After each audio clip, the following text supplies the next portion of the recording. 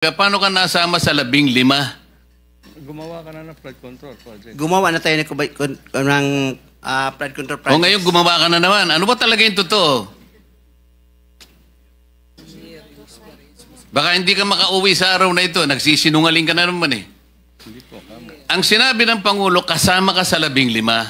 Tama, Mr. Huwag mong mamaliitin ito. Bagatas dito, aartihin mo kami, sasabihin mo, hindi ka pa nagumpisa ka isang hardware. May problema dito eh. Ano na yan, history lang yung sinasabi ko, Mr. Chair. Ano na yung totoo? Yung totoo, may lisensya na tayo na quadruple A ngayon. O ngayon nga, ngayon meron ka ng quadruple. Yes, Mr. Chair. O, ilang project ang na-execute mo na? Marami na eh. O kanina sinabi mo, hindi ka pa nakapag-umpisa eh.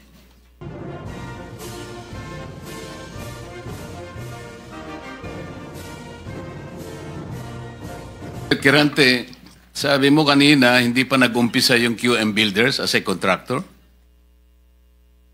Yes, Mr. Chair. Hindi ka pa nakagawa ng project? Hindi pa kasi yung nag-asawa ko ng 1991, nag-upisa kami sa hardware. Yung maliliit na hardware, nagtitinta ng bambo, mga ganun eh. Mga hipa. Bakit nasama ka sa 15 contractors sa listahan ng Pangulo? Kanina tinatanong ko, wala bang kukontra dito sa sinabi ng Pangulo na 545 billion worth of flood control projects ay ito lang mga 15 contractors ang nakakuha, kasama ka, QM Builders. Nandiyan ka pala, bakit hindi ka kumontra? Ba't ngayon sinasabi mo, hindi ka pa nakapag... Pasensya na, Mr. Chair, kasi medyo nahiya ako. So sinasabi mo, mali ang Pangulo with respect to your company? Yung data is mali eh. Kasi ang totoo, yung 414 projects na nakuha sa QM, totoo lang ha, is only 86 projects. Mr. Chair. Teka muna, sabi mo hindi ka pa nakapag-umpisa eh. Ano yung sinasabi mong project? Ano ko lang siguro, bagitin ko lang. Noong 2003, nakalisensya na kami sa pickup, only category D. Hanggang noong 2024, naging quadruple A na tayo. Pero dumaan pa kami ng single A, noong 2011 hanggang nag-triple A tayo ng 2017 hanggang naging quadruple A tayo ng 2024. Mr. Secretary, naiintindihan mo ba yung sinasabi niya? Sabi mo hindi ka pa nakapag-umpisa ng project. Paano ka naging quadruple A? Ano ko lang, Mr. Che, yung sinasabi kong 1992 is hardware pa yon. Yung nakita niyo yung hardware. Hindi natin pinag-uusapan yung hardware mo. Ang pinag-uusapan natin, flood control projects. Tinatanong ka kanina, sabi mo, hindi ka pa nagkapag-umpisa ng flood control projects. Paano ka nagkaroon ng lisensya? Paano ka naging quadruple A? At lalong mahalaga, paano ka nasama sa 15? Gumawa ka na ng flood control project. Gumawa na tayo ng flood control project. O ngayon gumawa ka na naman. Ano ba talaga yung totoo? Baka hindi ka makauwi sa araw na ito. Nagsisinungaling ka na naman eh. Hindi po kami. Ang sinabi ng Pangulo, kasama ka sa 15. Tama, Mr. Huwag mong mamaliitin ito. Bagatas dito, aartihin mo kami, sasabihin mo, hindi ka pa nagumpisa ka isang hardware. May problema dito eh. Ano na yan, history lang yung sinasabi ko, Mr. Chair. Ano na yung totoo? Yung totoo, may lisensya na tayo na quadruple A ngayon.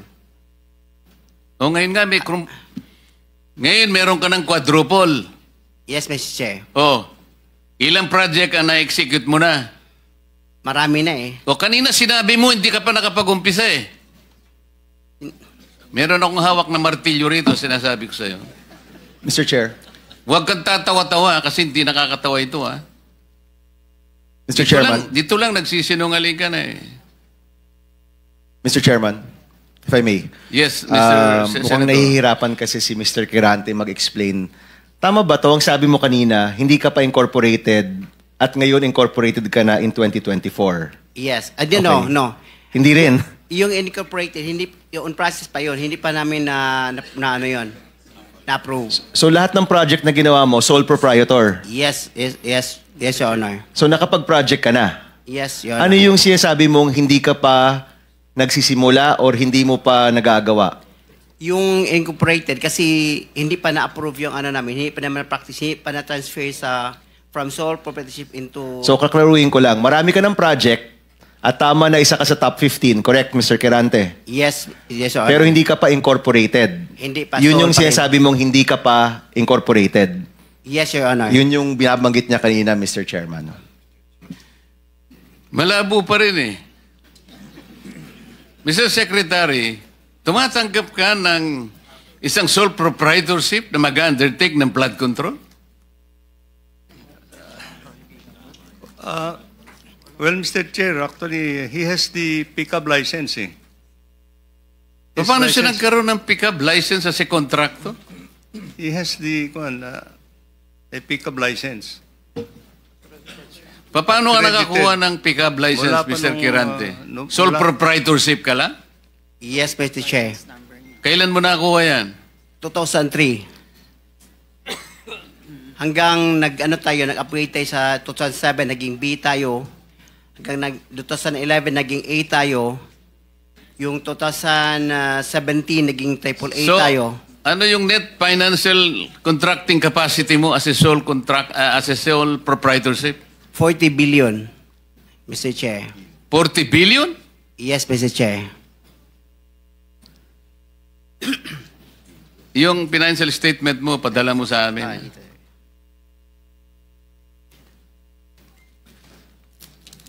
Mr. Chair, if I may. Mr. Chair, Teka muna, si Senator JB muna para matapos natin lahat. quick lang para sa kanya. Kanino? Kay Randy. Habang hindi pa siya umalis. Naniniwala ka pa dyan? Naintindihan ko, Mr. Chair, dahil tingin ko, Bisaya ito, hirap mag-express ng sarili niya in Tagalog. Kaya, I would rather advise him na uminom ka ng tubig, mag-inhale ka, relax ka, at ang pagsalita mo, huwag mo masyadong bilisin. Naintindihan kita eh, parang tayo Bisaya. May difficulty in expressing yourself ka. Hindi ko kinakampihan, Mr. Chair, ha? Ang sinasabi niya, meron siyang 40 billion pesos. 40 billion. NFCC. 40 billion ang sinasabi niya. NFCC, Mr. Chair. Kaya nga, 40 billion pesos. Yes, Mr. Chair. Oh. Naniniwala ka, Mr. Senator? Ano yung NFTC, Mr. Chair? Hindi ko... Net? Net financial contracting capacity. Totoo, tinoon na, bay. Ha? Yeah. May 40 billion ka. Yes. Nakadeposito sa bangko na. Ano sa mga? Ay, Paano? hindi. Yung NFCC kinuha sa... Ano yan? Yen o pesos? Asset yan. Kasi yung NFCC, kinocompute ng times 15 yon, Mr. Chair. Halimbawa, may 1 billion ka sa bangko. Pwede ka sa 15 billion. So, kung halimbawa may pera ka sa bangko na 2 billion, ibig sabihin, pwede ka sa 30 billion. Yan ang computation. Kaya tayo yung pera natin, kasama na yung mga assets, more than 2 billion. Kaya i-multiply natin ng 15, abot ng 40 billion. Kaya kami munto at hanggang 40 billion. Mr. Chairman, Mr. Quirante, ito tinitignan. Ano yung 2015 na QM Builders Incorporated? Ina-apply namin dyan sa SEC, Pero Your Honor. 2015 pa siya. Pero hindi pa namin tinatransfer Transfer to? to sole proprietorship into incorporated. Hindi, ito, incorporated na ito eh. This is a corporation. Kasi ang explanation ng bookkeeper natin, yung ano natin gahandol, yung experience ng from sole proprietorship, itatransfer muna sa Hindi, incorporated. iba yung experience, iba yung corporate entity. Incorporate entity is 2015 nandyan na siya. Pero sinasabi nyo, walang nangyayari. Wala nangyayari. In-apply Ang lang. ginagamit nyo since noon pa ay yung inyong sole proprietor. Yes, Your Diyan Honor. pumapasok inyong income, in other words. Yan rin ginagamit nyo pagbibid ng mga projects. Yes, Your Honor. Tama? Ganun pa? Ganun ba ang interpret? So, dalawang entity, yung sole proprietor at yung incorporation. Yes, Your Honor. Okay. Sabit nyo na lang ho sa amin yung mga dokumento na yan. Thank you, Mr. Chairman. Senator JB? Thank you, Mr. Chair. Mr. Chair, siguro ang gusto natin dito, aside from the accountability that we're looking for, ang gusto natin achieved, no, in aid of legislation.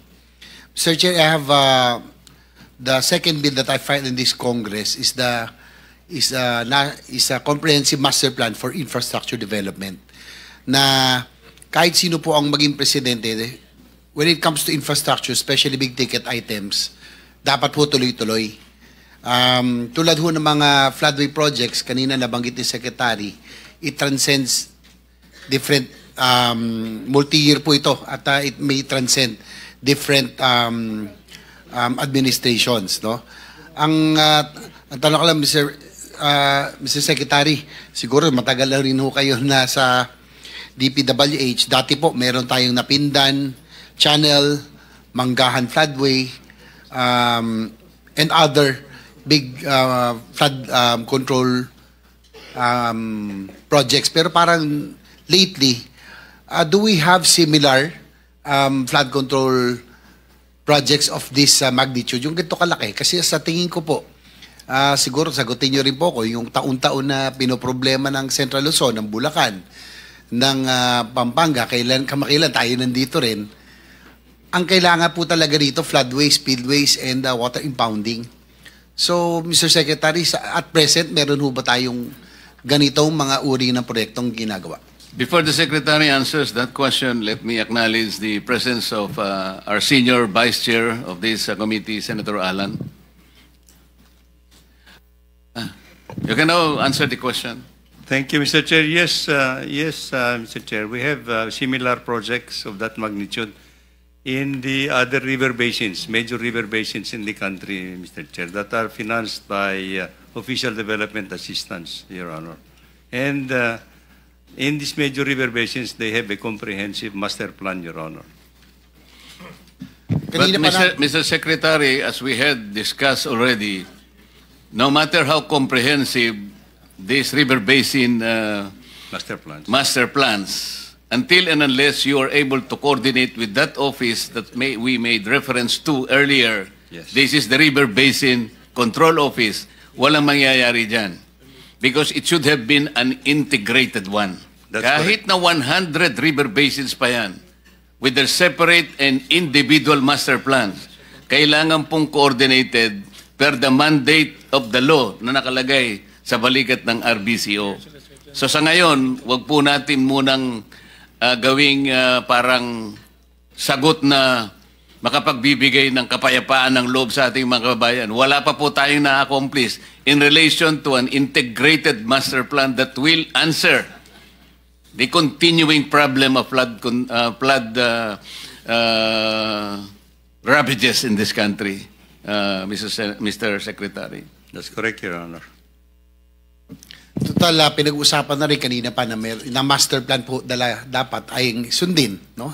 Pinoint out na rin po ng ating chair. Pero, Mr. Secretary, nabanggit ko kanina, 3 taon na ho tayo. Pangatlong taon na ito, kung di ako nagkakamali, na tayo nagkakaroon ng pagdinig dito tungkol po sa flooding. Paulit-ulit din po ang ating nakukuhang tanong at sitwasyon. Hindi, naalala ko na rin ating majority leader, ilang taon na ritong naglalabas sa sama ng loob dahil ang kanyang probinsya mismo ay laging lubog sa baha. Doon po sa Central Luzon, for example, Secretary, ano po ba ang kailangan gawin? What projects are needed? Yung mga big ticket items that are needed really to mitigate or to flush the floodwaters faster, no? Alam naman natin, we can fight nature.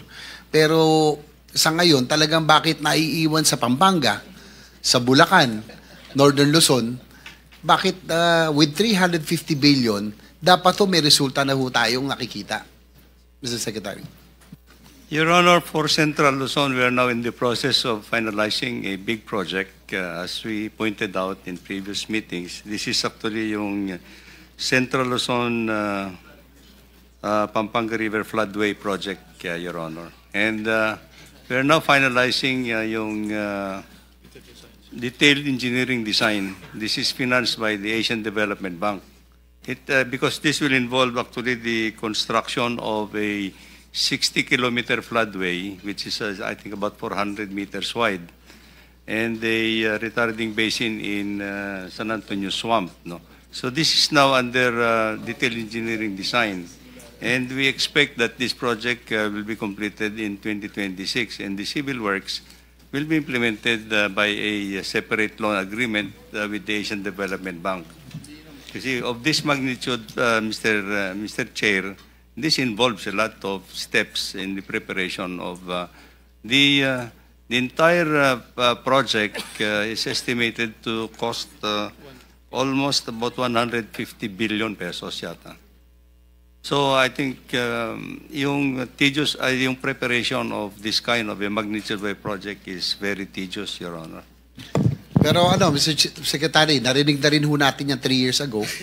I am glad kung talagang nagsimula na at kung 150 billion lang yan binabanggit nyo, kalahati lang ho yan ng taon-taong budget. Kayang-kayang gawin kung talagang gagawin, no? Gugustuhin. Ang tanong ko lang po, kung yan po ay parte ng master plan, siguro yes or no lang ho. Nasusunod ba talaga yung master plan ng ating sa kasalukuyan? Or is it that with the very large budget of the for flood control, hindi ko kaya, dahil po, pinoint out kanina ng ating chairman, obviously, dapat common sense dictates na dapat yung flood-prone provinces, nandun ang concentration ng flood control projects. Hindi ho kaya yung pong mga district offices would want a pie of that 350 billion a year master plan, flood control projects. Kasi po sa nakikita ko, doon lang po sa may mismatch doon sa concentration ng flood control projects, iba-iba. Ang mangyayari po niyan, hindi ho talaga natin matutuloy yung mga malalaking proyekto na kailangan natin. Like you mentioned, natuwa po ako, narinig ko, may floodway na tayong 60 kilometers. Spillways, water impounding, and ito mga pumping stations in strategic areas. Di ho ba ito dapat ang ating ginagawa para mawala ang tubig? Pero yung po mga district offices kaya hindi ba factor ito na kaya hindi ba tuloy-tuloy ito malalaking proyekto? Separate po kasi, Your Honor, Mr. Chairman, separate kasi yung pag-prepare ng mga official development assistance program in the 18 major river basins. So iba po ito. Now for the local, yung mga other projects, flood control projects, na on a district or legislative level, Mr. Chair, these are actually prioritized at that level. And however, ang kwan po natin dito, all these projects should have undergone some preparatory works actually na dumadaan po dito sa Provincial Development Council, dumadaan po sa Regional Development Council in order for them to prioritize all these projects, Your Honor. Yes, Mr. Secretary, sorry to cut you, no? Pero sabi ko nga, aside from the accountability, gusto natin in aid of legislation, I'm pushing for the comprehensive master plan for infra development, that which would include flood mitigation projects. Yes. Na sana, pag national project, national in nature, hindi dapat pakikialaman ng district level. Kasi alam nyo, naging Congressman B po ako noon. Nung panahon na yon, Mr. Chair, nasa Kongreso, ang pwede lang namin pakialaman yung pong mga barangay roads, municipal roads, when it is classified as a national project. Dati po hands off kami doon. Nagtataka lang ho ako ngayon, bakit pati ang national projects minsan ngayon, mukhang napapakialaman na. Mr. Secretary. Well, this is the reality of how the budget is being formulated at this point in time, Your Honor. I think we submitted to, as I said, the entire budget is under the scrutiny of Congress, Your Honor, at the end of the day. So whatever will come out of in the law, in the General Appropriations Act, would be the projects that we implement, Your Honor. Well, I empathize with you, Mr. Secretary. Hindi lang naman ho kayo, kaya ho kayo tinatanong because we would want to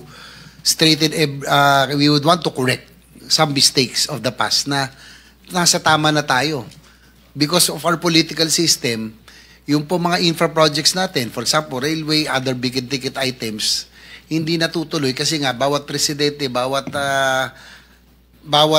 administrasyon may sariling programa. So itong flood control programs din, dapat dams, floodways, lahat po, long-term po ito. That's why I'd want to get your inputs on how we will be able to draft the comprehensive master plan na kasama po ito, na hindi na ho mangyayari ito, na hindi na po mapakailan. Mr. Secretary, siguro ito na lang ho, ito might be parochial in nature. Alam niyo naman siguro, 3 taon na tayo nag-uusap pa budget. Meron lang kong example, yung po sa San Juan, yung hiniling ko sa inyo na flood, yung pumping station na kinulit-kulit ko. Ito, tatay, gaya sinabi ni Sen. Mermig Subirit, hindi ho masama ang insertion or congressional interference o kung ito po itatayuan ho natin, kung makakabuti. Ito po nangyari to, Barangay San Perfecto, Mr. Secretary. Hanggang ngayon po ito, nung mayor po ko at nag-congressman, nakapaglagay na tayo ng about 6 pumping station. Hanggang nung naging senador po ko, nakakuha tayo ng isa o dalawa pa. Ito po, last 3 or 4 budgets na hinihiling natin. Kaya lang po, because of political reasons, sabi kasi na mayor doon, basta galing sa aming proyekto, hindi pa papasukin. Pero Mr. Secretary, ang kawawa dito, hindi ho ako, hindi ho ikaw, hindi po yung mga sa morang nakaupo. Ang kawawa, yung mga kababayan namin. Yung pong pumping station, Mr. Chair, ilang beses namin tinabi, sabi naman ng Secretary, alam niyang kailangan, pero in the end, susulat po yung congressman namin, dati, si Ronnie Zamora, tapos ngayon yung anak po niya, may errata po.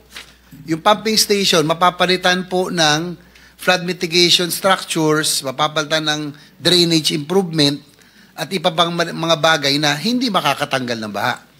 Mr. Chair, kaya ako po ito nilalabas. If this happens in San Juan, na yung pong dapat na proyektong makakapagtanggal ng baha, mapapalitan, pag po may nanghimasok ang distrito, it might be happening also elsewhere. Kaya hindi ho talaga mawawala ang baha. Yun lang, Mr. Secretary, sana po, ito kawawa dito, hindi naman kami. Yung mga ari-arian ng mga kababayan natin, no, sa Barangay San Perfecto, and sa ibang lugar din sa buong Pilipinas. Kung ito yung nangyayari sa amin, maaaring mangyari din sa ibang lugar na hindi natin maiayos ang pagtanggal sa baha kung hindi natin bibigyan prioridad yung pong mga malalaking proyekto tulad ng mga floodways, spillways at iba pa. Kung ito'y pagpaparti-partihan, Mr. Chair, talagang patsi-patsi po ito. Sabi ko nga kanina, yung tubig, pag po bumuhos ang ulan, hahanap po yan ng malulusutan. Kung hindi po buo, yung kanina pong mga bininggit nyo, talagang hindi po natin masosolve. Yun lang, Mr. Chair. Thank you. Alam mo, Senator JB, kaya hindi masolve yung problema mo sa San Juan. Ito yung, Mr. Secretary, ito yung Toktokan Interceptor Phase 3. Ito yung manggagaling sa Talayan Floodgate to San Juan River. Ang problema, yung Phase 1 at saka Phase 2, tapos na eh. Hindi kailanman magkakaroon ng kabuluhan itong Phase 1 and Phase 2 hanggang hindi mo nakukomplete yung Phase 3. Ang Phase 3 is about 300 million. So wala. Kahit nakompleto mo yung Phase 1 and Phase 2, walang mangyayari sapagkat wala yung Phase 3. Bakit ganito yung? Kaya hindi talaga mariresolve ang problema mo, Senator JB, hanggang hindi nakukomplete yung Phase 3. Bakit hindi po niyo pagtunan ng pansin? Ito pa, Mr. Secretary, meron kayong interceptor project dito sa Antipolo, na kung saan doon ako nakatira sa village namin. Kapag yung ulan talaga pa, naging 30 minutes to 1 hour, tuloy-tuloy. Nako, hindi na ako makakalabas ng village, Mr. Secretary. Ganito yung ginawa ninyo eh. Yung project involves the interconnection of water tributaries in La Colina and Mayamot areas in the city of Antipolo. Kinukolekta yan para lamang padaanin do sa Munting Dilaw, traversing creeks in 24 villages in Cainta, Imelda Avenue, tsaka Marcos Highway. Anong klaseng, hindi ko maintindihan ang logic nitong interceptor na ito. Yun pong MacArthur Highway, malapit lang sa Marikina River. Isang medyo malaki-laking, ano tawag doon? Malaki-laking pipes ang ilagay nyo para lahat ng ulan na yon madrain natin sa Marikina River. It's only about 1 kilometer. Bakit kinakailangan lubugin na kami ng lubugin 24 villages in Cainta? Nang dahil sa interceptor project na ito ng DPWH. Ganito po lahat ang nangyayari.